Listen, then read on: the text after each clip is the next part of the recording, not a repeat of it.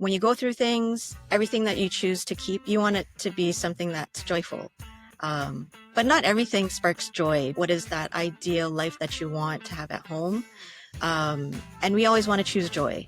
That's generally what makes us happy. I know that usually when people contact me, they're at that point where the chaos is too much and they can't enjoy their lives. When I had lost my dad, it took me 10 years to let go of his stuff. I say embrace the mess. Welcome to the Ontario Homeowners Show. I'm Mohsen Lakhani, and this is the show where we get real about what it takes to own, maintain, and love your home. From renovations to raising a family, legal insights to mental health, no topic is off limits. This is about real people, real value, and real conversations to help you live better, right where you are. Each week, I sit down with trusted experts, service professionals, and local change makers to bring you the strategies, stories, and solutions that make homeownership easier. This is the Ontario Homeowners Show, powered by the Vaughan Real Estate Advisors. Are you ready? Let's go. Michele, thank you so much for joining us on the Ontario Homeowners Show today. How are you doing? I'm good. I'm great. Thanks so much for having me. I'm excited to talk to you. It's been phenomenal having these conversations with you before, and I'm so excited to bring you on our show today. Can you start off by telling us a little bit about you, your business, how you got into it? Sure. So my name is Michele. My business is Modern and Minimalist. I actually started my business through my own journey of being a minimalist. And I had an Instagram account. I called it Modern and Minimalist, tracked my journey. And then I started to realize this might be something that I want to do. I read the book, The Life-Changing Magic of Tidying Up by Marie Kondo. That book really helped me to put my house in order. And when I did that, I really wanted to know, who is Marie Kondo? Who is this person that inspired me and transformed my home? So when I looked her up, I saw, I could actually be a certified KonMari consultant and teach others to do this. So that's when I took the plunge. I went to New York City. I trained with her team. And then from there, I just evolved into becoming a professional organizer. And I've been doing it ever since for the past 8 years in Toronto. KonMari, what do you mean by that? So Marie Kondo is, I would say, she's a businesswoman who made the tidying world really huge when it came to, just putting your house in order, following certain steps. That is her method, the KonMari method. She follows a way of going by what sparks joy. And that just makes things a little bit more simpler when you're trying to declutter your home, choosing what really adds value to your life. And it's more about what you keep instead of what you let go of. So she follows these categories instead of going by rooms, and you basically go through your entire home through these categories, and you really realize how many items that you have as you go through the process. And it can be a lot. It's a long process. I'm sure you've seen all sorts of clutter since you've been doing this. I have. But you mentioned something earlier about doing it by going by what causes you joy. Did I say that right? Yes. What do you mean by that? So, sometimes when we're trying to get through our home, we're not in the right mindset. First and foremost, the mindset is where you need to be. You have to motivate yourself by really thinking about what is that ideal life that you want to have at home. And we always want to choose joy. That's generally what makes us happy, right? So just imagining how you envision your home and then your life outside of the home. But also, when you go through things, everything that you choose to keep, you want it to be something that's joyful. But not everything sparks joy, because, if you're going through batteries and light bulbs, that's not sparking joy. It's just a necessity. It's something that you need, right? But say Right. you're going through your clothing, that's when, you chose what type of clothing to wear. So you are going to choose what still sparks joy when you're going through the process. So you So do that with every item. if I wanted to, okay, full disclosure, I Yeah, have clothes from 7 years ago that that's maybe I okay. haven't worn, but I'm like, Okay. one day I will. I really like the shirt. And when I Yeah. wear it, it brings me so much joy, let's say. Yeah. Does that mean I hold Yeah. on to it, or do I still stick with the rule? If I haven't worn it in the last, let's say, 12 months or 18 months, get rid of it? That's okay because that's what I like about her method is that there's no pressure to let go of things. It's more about what you keep. If you have a goal to wear it eventually, then make that happen, you know? But if you eventually realize, like, okay, I haven't touched it in so long, I probably am not going to wear it at some point, right? Like, you have to really be also realistic with yourself. But I think when you go through the process, it allows you to open your mind more to what you don't need anymore. And I think then you'll probably accept that, okay, I think I'm ready to move on. It sparked joy when I got it, and now I'm ready to let it go. What Yeah. an interesting way to look at it, right? Because Yeah. we're at home, we're looking, oh, I have so many clothes. My partner, she has so many clothes, and don't tell her I said that, okay? But It's she looks at okay. it No and judgment. she's like, I haven't worn this in 7 years or 5 years, right? Yeah. And she's like, well, one day you never know, I might be in the mood to wear it. And I'm like, hey, if it's been over a year and a half, 2 years, and you haven't worn it, Yeah. Right. donate it, sell it. It's I don't true. know. Yeah. Or Someone might appreciate it more and actually wear it more. But I Yeah, I know love it's, how it's like if it brings joy, that's okay. yes, It brings it's you okay. joy. Wearing it brings you Yeah. joy. Holding on to it maybe brings you joy as well. Amazing. That's Thank you. true. Yeah. Yeah, I've had a client who said that she wanted to keep it for like an item of clothing for eye candy. She liked looking at Oh, it instead of wearing it. So I thought, okay, that's fine too. there you go. So that's one way to go about it. Yeah. Piece of Amazing. art. Amazing. So I'm sure over the years you've gone through a lot of homes you've seen, and by I don't want to say by nature, but we as human beings we like to hoard. Yeah. And hold on to stuff. Maybe it's Yeah. sentimental, maybe it's goal oriented, maybe it's, as you said, joy oriented. But Right. could you share a story where you've really helped a homeowner through a tricky Yeah, situation? for sure. Yeah, so not too long ago, I helped a homeowner go through a really difficult time in her life. She had lost her husband, and she had also lost her father. So that was all like in a matter of like a couple of years. She reached out to me because she got to that point where it was just too difficult for her to get her home in order. And I'm glad that she did find me because, yeah, I'm the right person to guide someone in that situation. So um, she had to deal with obviously her father's stuff and her husband's stuff. That was all passed on to her. You know, she didn't have a big living space, but she tried to get through what she could get through with me. And a lot of it was sentimental, of course, right? Like no one is really ready to quickly let go of that, even though the person's no longer here. But she wanted to honor them, right? She wanted to honor them, and she had created some spaces in her home that was sort of like a spot where you could remember that person, not an altar but somewhere where it's just like their memories are there.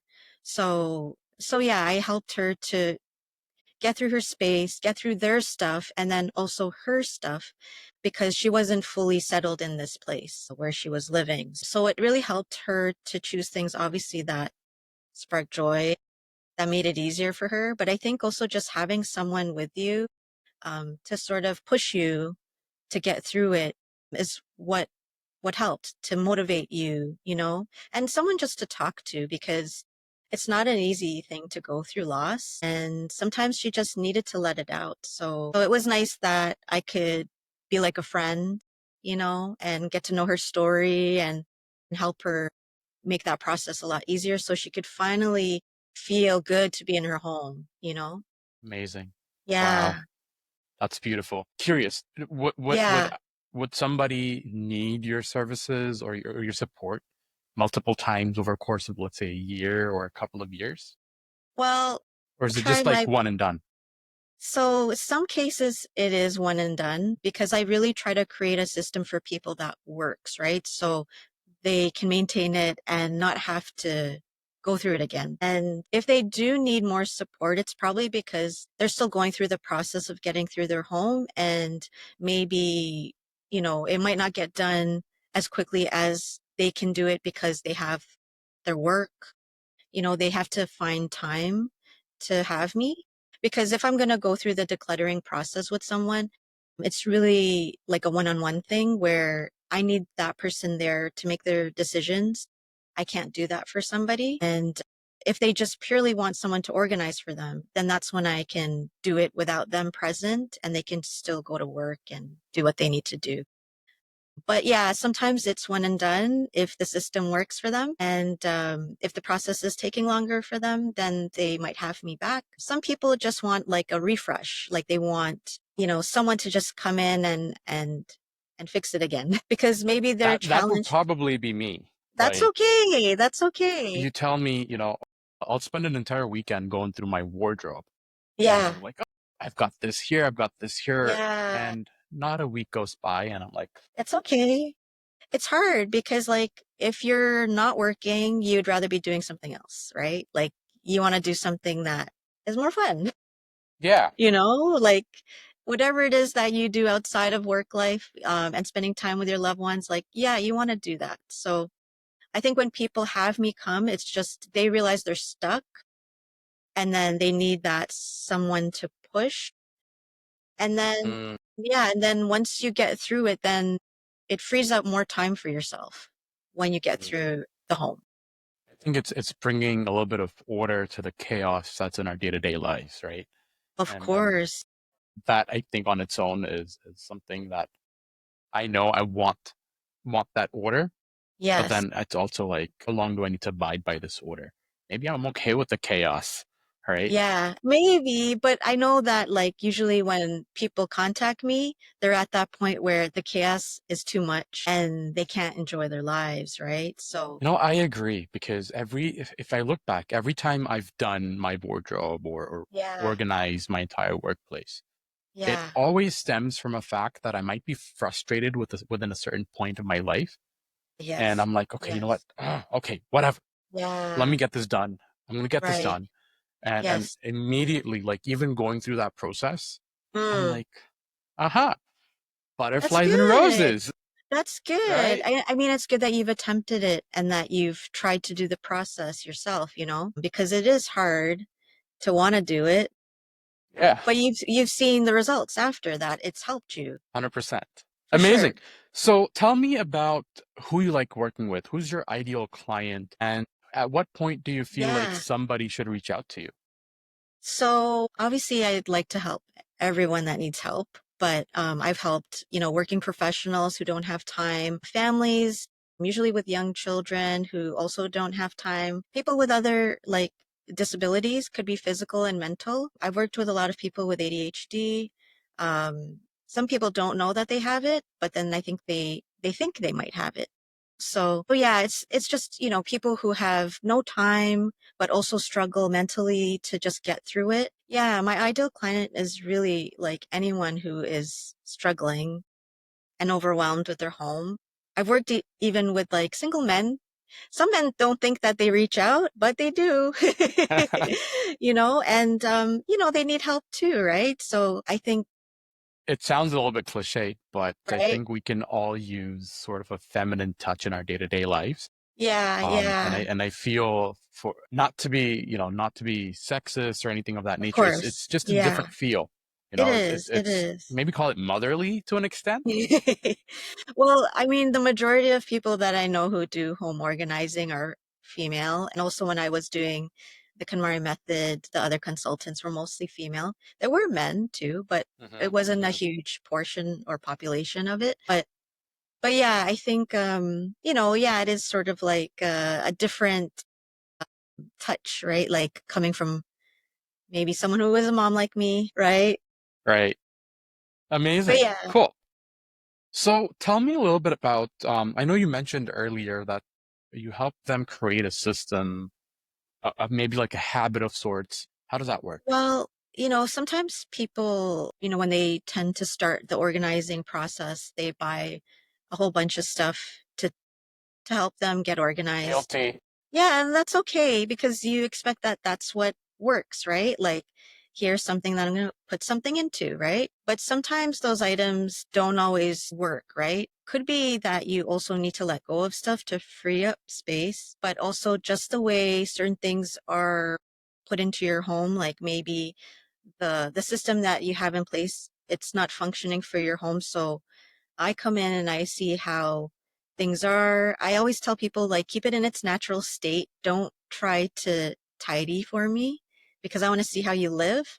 And some people have gotten cleaners or someone to tidy before I came. And I said, I don't really see how you're living if you do that. It's not going to help you, but that's not always what happens, but it's good for me to see so that I can actually help solve the problem. I kind of understand where they're coming from, and I'll tell you Mm, why.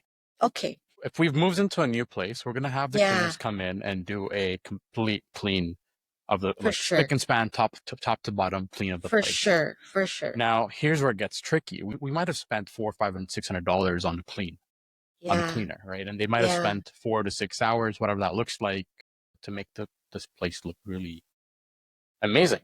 Right. Right. But we're gonna come back at it. Maybe it's just the way I've been raised. Maybe it's just the way we've kind of agreed to live. Yeah. Yeah. Of We'll go course. back down on our knees and we'll screw up something where we feel that's still sticky, right? Yeah. Or maybe it's That's OCD. okay. I don't know. I On the know. No, other hand, I think I'm the same way too.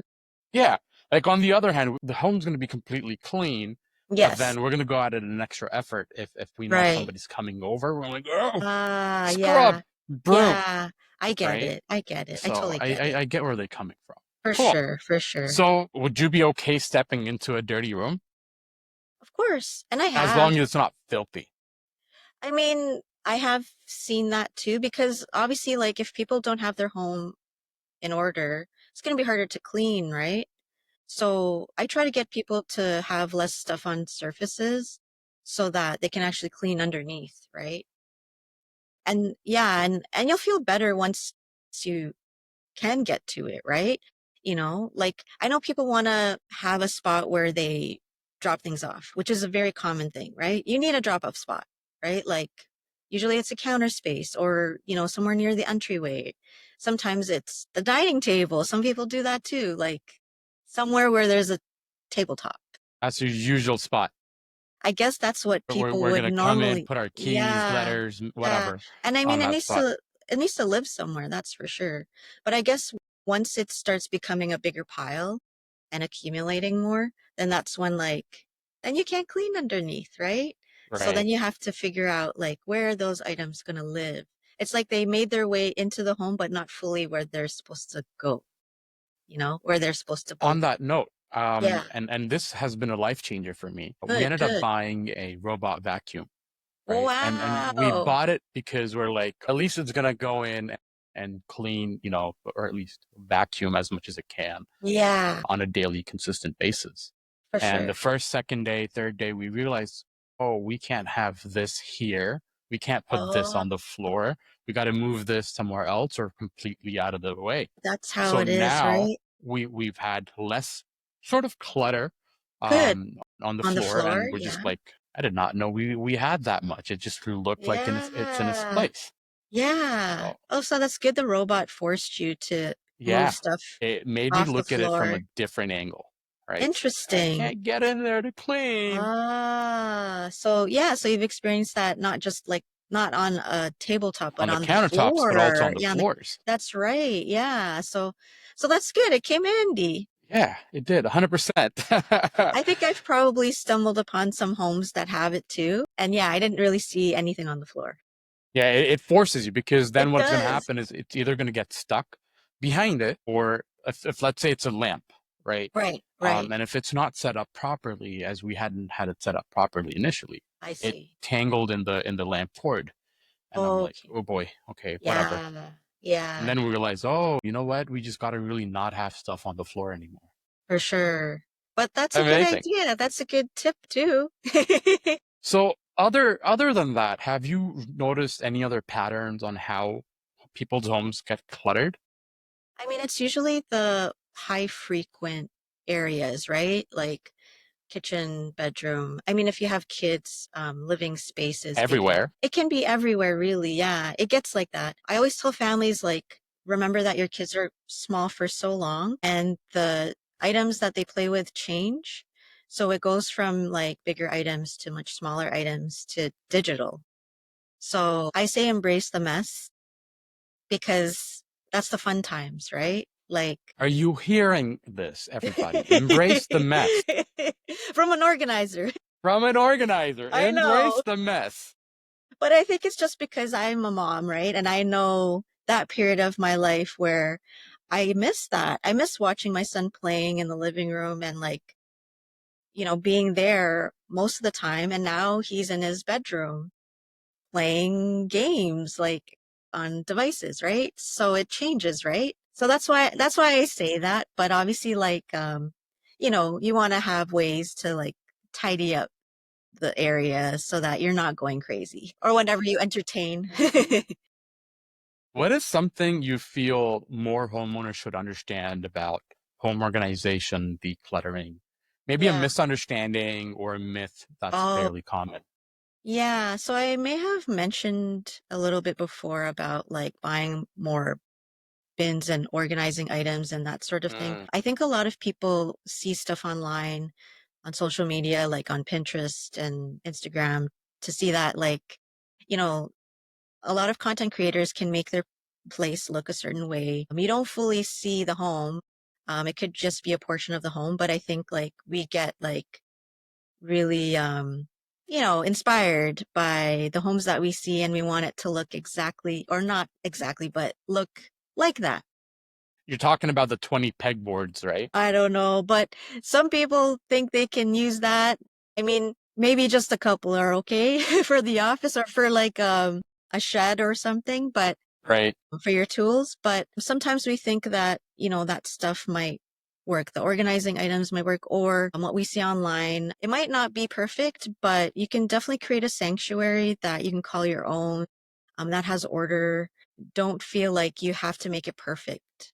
You can get to the point where you're satisfied and content with how it is, as long as it functions well for you and your family or whoever you live with, or if you live on your own.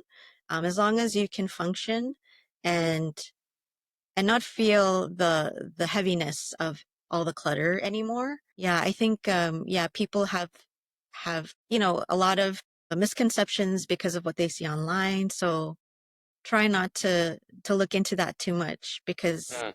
sometimes it's not real. Don't compare other people's outsides to your insides, essentially. Yes, that's right. Oh, Exactly. amazing. So, as we're wrapping this up, I have two more Yeah, questions for you. sure. What's one thing a homeowner can do today that could have a major and lasting impact in their space, in their home? That's a good question. I always tell people to start off slow, not to overwhelm themselves, because the moment you try to do everything, it is overwhelming. And I tell that to my clients too. I'll warn them. I'll say it's going to get overwhelming because we're taking everything out. If you're going to do it on your own, just start with something small, like a junk drawer, or even like your entryway area where you might just have like outdoor accessories, like little things, right? Start with that space first and see how it goes, and just like what you did too with your clothing, as you got through it, you started off small and then work your way eventually to other areas. You don't want to do it all in one shot because it's not realistic. But I feel like if you target a small part of your home first, that will almost like motivate you to continue, but also motivate others if you live with other people to do something about their spaces. Like it's almost like a trickling effect that can get Okay, through the home. Yeah. cool. Have you noticed reasons behind why some homes are more decluttered versus others? Is there like a is there some sort of I think it has a mindset lot to behind it? I think it has a lot to do with maybe your lifestyle, or maybe the space that you live in. Like I feel like if you're in a small space, you're almost forced to only have so many things, right? And so much furniture, right? If you're downsizing, then you're definitely going to see how the stuff you had in your house is no longer going to fit in your smaller space. And that's going to force you really to do a big declutter. So it really depends on like, yeah, like where you live. And then of course, like, are you willing to part with the stuff, right? I've been to so many different homes where sometimes I feel like their home looks fine to me, but they're not totally satisfied with it. I feel like, a lot of people who, say have more stuff in their home, maybe it's because like they had a bigger home and they filled it up with stuff. Sometimes having a bigger home forces you to fill it up because you feel like you need to and you don't want to see empty spaces. And then you just accumulate more things. And then depending on your life situation, maybe you now have a family. Their stuff has now accumulated in your space. So then you're dealing with much more, right? So yeah, it just depends on like your life situation. I've been in homes where it's a single person in an entire house and they have lots of stuff. And it's also because of where they previously lived. They brought it with them and it wasn't all their stuff, it was other people's stuff. So then it's like, yeah, so then they got to deal with that stuff, but they're not mentally ready to let go of it because it's sentimental. Mm, So it's like, yeah, it's hard sometimes. Like you have to want to let go, right? And sometimes it's the guilt of letting go or not being ready to let go of the past. So I think once someone's ready to let go of the past, then they can let go of more, you know? Like when I had lost my dad, it took me 10 years to let go of his stuff. Yeah. He didn't have a lot of stuff though. It was mostly like photography equipment. Like I thought I would do photography and I didn't. that's But okay. like certain things like that, like his music, I held on to some of his music, but it kind of like takes you back to remembering, that person that meant so much to you, right? So that's why it's harder to let go, right? But but yeah, we all have our ways of like choosing when the right time is to let go of that stuff. So I remind people to be gentle with themselves too in trying The to deal with process, that. and you It got to trust the is. process. Yes, yes, for sure. Definitely. Cool. So, last question as we wrap this up. Okay. To you, what does it mean to be a homeowner? Um, it's not just about owning a property. I think it's just like being able to have a space to call your home. That's your sanctuary that you have total control over, that you can enjoy your life in with yourself or whomever you're in. Um, yeah, it's a good feeling because when it's yours, you have more control of what you can do to it, right? Whatever you do on the outside, the inside. And it's the one thing you can have control over because with everything that happens in life, you can't control everything. And with your own home, you can control what's in it, what you choose to have in it, what you choose to like enjoy in your home. Yeah, I think it's just your special sanctuary that you can really do whatever you choose to do to it. Beautiful. Amazing. Michele, thank you so much. Thank you so much for having Where can me. people find you? How can we Yeah, get in you touch with you? yeah, you can find me on Instagram at modern and minimalist. My website is also modernandminimalist.com. You can reach me either those ways. Yeah, find me, follow me, and I'd be happy to see you. Amazing. Well, Michele, thank you so much for joining us on the show today. Thank you Um, so much for having me. our pleasure.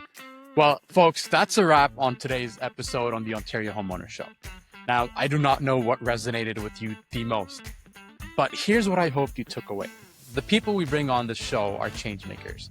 They're out here doing the work that makes real life better, one family, one home, one conversation at a time.